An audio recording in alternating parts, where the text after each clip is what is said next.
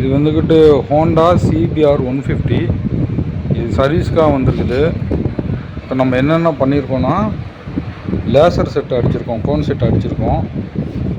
இது போக fork oil seal போயிடுச்சு. ஃபோர்க் ஆயில் சீலு நம்ம மாற்றிருக்கோம். அதுக்கப்புறம் வீல் பேரிங் 2 பேரிங் ஃப்ரண்ட்டில் அடிச்சிருக்கோம். செயின் இந்த வண்டியில் செயின் ஸ்ப்ராக்கெட் காலி, அதனால் செயின் ஸ்ப்ராக்கெட் சேஞ்ச் பண்ணுறதுக்காக வந்திருக்கு.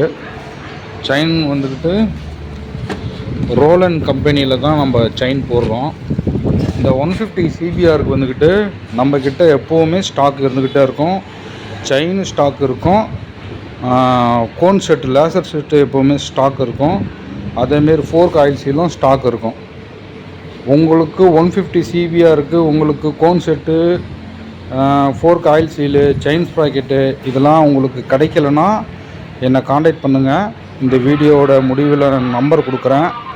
இந்த வண்டிக்கு உங்களுக்கு cone set, chain sprocket, fork oil seal இது எப்போவுமே என்கிட்ட ஸ்டாக் இருக்கும். நீங்கள் எப்போ வந்தாலும் என்கிட்ட அழைச்சிட்டு போகலாம்.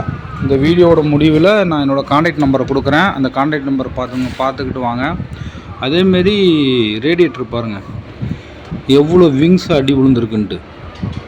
இது ஆக்சுவலாக வந்துக்கிட்டு வாட்டர் சர்வீஸ் பண்ணுறவங்க சைட்லேருந்து கன்று காட்டுறேன்னு சொல்லிட்டும் இந்தமாரி டேமேஜ் பண்ணுவாங்க.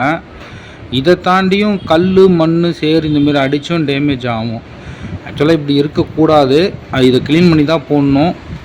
இவர் இப்போதைக்கு இதை பற்றி பண்ண வேணான்ட்டார். ரேடியேட்டர் ஆயில் மட்டும் கொஞ்சம் கம்மியாக இருக்குது, அது மட்டும் டாப் அப் பண்ணுங்கன்னு சொல்லிட்டாப்புல. மேஜர் ஒர்க்கு எல்லாம் ஆல்ரெடி இதுக்கு முன்னாடி ஒரு இடத்துல அட்டன் பண்ணி வேலை பார்த்துருக்குறாரு. அப்போ கோன் செட் அடிக்கக்குள்ளே ரிங்ஸை வந்துக்கிட்டு உள்ளாக அடிக்கக்குள்ளே கொஞ்சம் டேமேஜ் பண்ணிட்டாங்க. இந்த வாய் இருக்குது பார்த்தீங்களா, கிராஸாக வச்சு அடித்து இந்த இடத்துல டேமேஜ் பண்ணிட்டாங்க. இது நம்ம வந்துக்கிட்டு ட்ரில்லில் இந்தமாரி கல் போட்டு கரெக்டாக அந்த வாய் இருக்கிற இடத்துல எங்கே டேமேஜ் ஆகிருக்கோ அங்கே கிரைண்டிங் பண்ணிட்டு புது ஆயில் சீல் அடிச்சிருக்கோம், புது கோன் செட் அடிச்சிருக்கோம் சரிங்களா.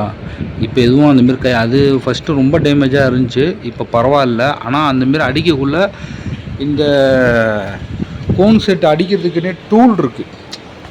இந்த டூலை வச்சு நம்ம ஃபிட்டிங் போட்டோன்னு வச்சுங்க, லேசர் செட்டுக்குன்னே வர்ற டூல் இது. இந்த டூல் வச்சு ஃபிட்டிங் போட்டால் இந்தமாரி கிராஸாக போகிற பிரச்சனைலாம் வராது.